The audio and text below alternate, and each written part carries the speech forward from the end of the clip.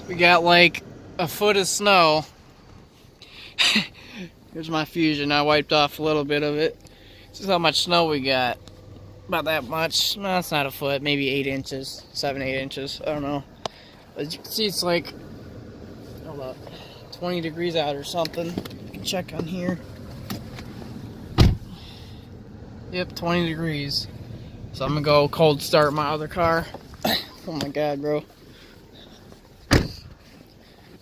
I haven't started it in like 3 days and it's been like 20 degrees out each day. It's gonna suck.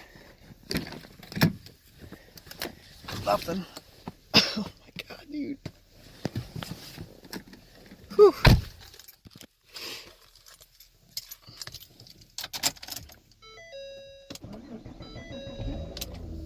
Ooh, that shit's cold.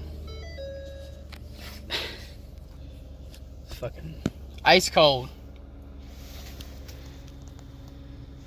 What? Like, this snow came out of nowhere, honestly, bro. Not playing.